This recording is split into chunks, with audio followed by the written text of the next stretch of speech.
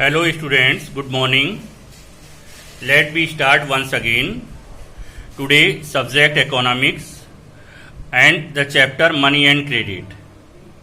We start this chapter, okay? Economics chapter money and credit. So first of all discuss here about the money. Money, what is money? Money is a medium of exchange. If you have money in your pocket, you can change it easily in any commodities or anything.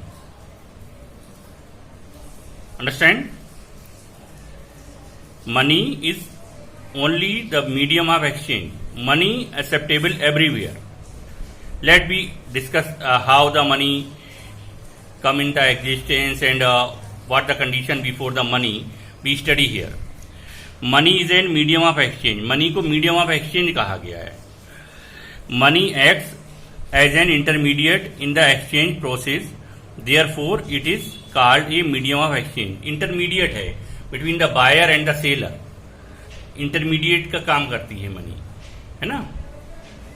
In our day to day transactions goods are being bought and sold with the use of money.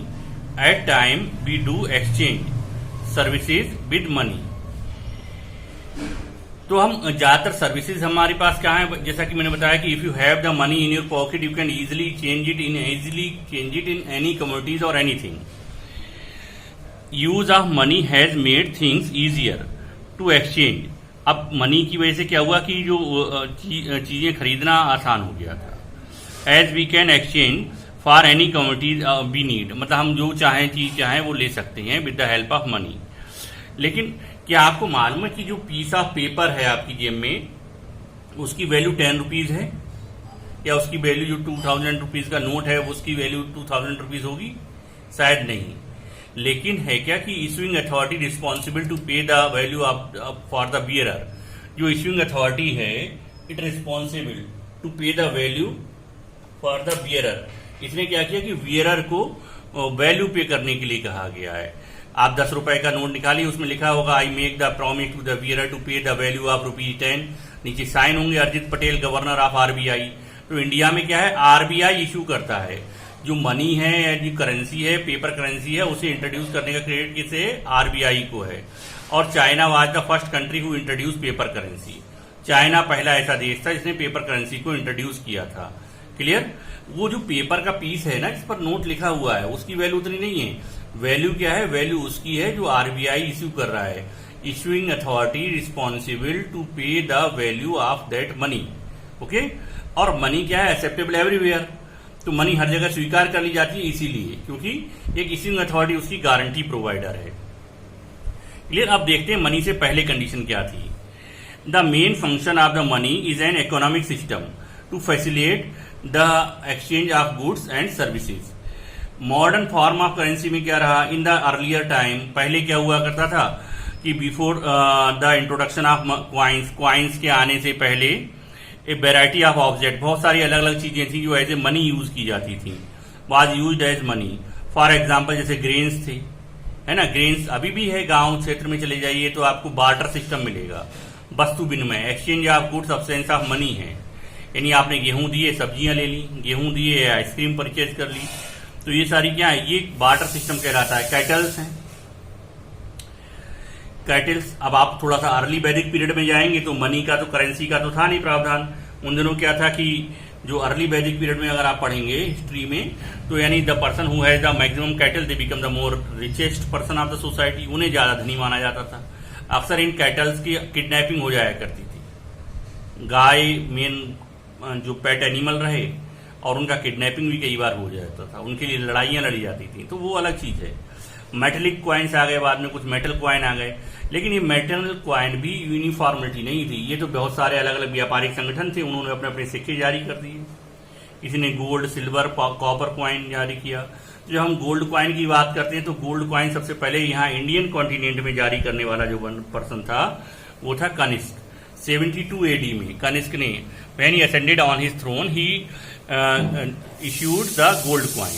जब वो अपने सिंहासन पर आरोहण हुआ कनिष्क तो उन्होंने सोने के सिक्के को जारी किया. क्लियर हो गया ना. इसके अलावा भी कौड़ी आए, फिर कौड़ी सी सेल्स जो आप क्राफ्ट वगैरह में यूज करते हैं ना, सीप या शंख जैसी छोटे छोटे, तो उसको भी एज ए करेंसी यूज कर लिया गया। फिर निस्क आया। निस्क क्या था, गले में पहनने वाला एक आभूषण हुआ करता था, जो कहीं परचेज करते जब समझ आते समय गोल्ड का होता था, एक थोड़ा कट करके शॉपकीपर को देना था, वो उससे चीजें दिया करता था। जो मॉडर्न फॉर्म ऑफ करेंसी आज आप देख रहे हो जो आपकी जेब में है, वो अलग है, वो बहुत बाद में आया है, ठीक है ना। तो अब हम देखेंगे before this was exchange of goods, absence of money is known as the barter system. ये जो सारी चीजें थी, जैसे ग्रेन से परचेज कर लिया, किसी दूसरी कैटल से परचेज कर लिया, तो ये क्या था, ये बार्टर सिस्टम कहलाया। और बार्टर सिस्टम में डबल कॉन्सिडेंस ऑफ वांट्स हुआ करती थी। Double coincidence of wants question आता है अक्सर, कई बार एग्जाम में भी आ चुका है, where we find the double coincidence of wants in barter system. तो हमें बार्टर सिस्टम में डबल कॉन्सिडेंस ऑफ वांट्स मिलेगा। डबल कॉन्सिडेंस ऑफ वांट्स है क्या, कि जहां दोनों को जरूरत है। अगर आपके पास शूज हैं, अगर आपको शूज परचेज करने हैं और आपको पास वीट है, तो सबसे पहले पूरे मार्केट में आप वीट लेकर के घूमेंगे और ऐसे दुकानदार को ढूंढेंगे जिसको आपके वीट की जरूरत हो और जिसके पास आपके साइज का शूज हो। तो ये डबल कॉन्सिडेंस ऑफ वांट्स का टाइम टेकिंग है ना, कन्वीनियंट उतना नहीं है, लेकिन करेंसी के आने से सारी चीजें बहुत ज्यादा आसान हो गई, ठीक है। अब करेंसी की बात करते हैं। तो पेपर करेंसी को जैसा कि मैंने बताया इश्यू करने वाला पहला जो कंट्री रहा वो था China. Modern form of money include currency, paper notes and coins. It is not made. आप जो अभी मॉडर्न फॉर्म ऑफ करेंसी देख रहे हो, क्वेश्चन आ जाता है what is the modern form of currency, 1 या 2 मार्क्स में 1 मार्क्स में आ चुका है। तो पेपर नोट्स हैं और क्वाइंस हैं। It is not made of precious metals as gold. ये बहुत ज्यादा कीमती चीजों से नहीं बना है, पेपर से बना है, गोल्ड है, सिल्वर है, कॉपर है, इससे नहीं बना हुआ है। इट इज एक्सेप्टेबल, ये सभी जगह स्वीकार किया जाता है as a medium of payment that can not be refuse. कोई इसे लेने से इनकार नहीं कर सकता। In setting transaction in India के कंसर्न में। क्लियर, यहां तक समझ में आया। यहां हमने पढ़ा मनी आखिर है क्या, what is money, what is barter system. Money का मीडियम ऑफ एक्सचेंज है, barter system exchange of goods in absence of money. फिर उसके बाद बात करते हैं, यहां कुछ क्वेश्चंस क्लियर हुए आपके। व्हाट इज मनी, देखिएगा, what is money, just give the answer. Right some modern form of currency. Modern form of currency क्या है, पेपर नोट है, क्वाइन है। What is barter system, barter system क्या किसे कहा गया, exchange of goods absence of money. What is double coincidence of wants, where the buyer as well as the seller required the things, where both require the things, buyer as well as the seller require the things, that is known as the double coincidence of wants. Okay, and next part of this chapter we discuss in the next class, that is credit. अगला part हम इस chapter का अगले chapter class में discuss करेंगे जो credit है। तो इसे पढ़ के बैठिएगा, इजी चैप्टर है और अच्छे क्वेश्चन यहाँ से आ जाते हैं, ठीक है ना। मनी इज क्लियर, मनी समझ में आ गया है। If you have any problem, then ask in the Zoom class. Okay, thank you.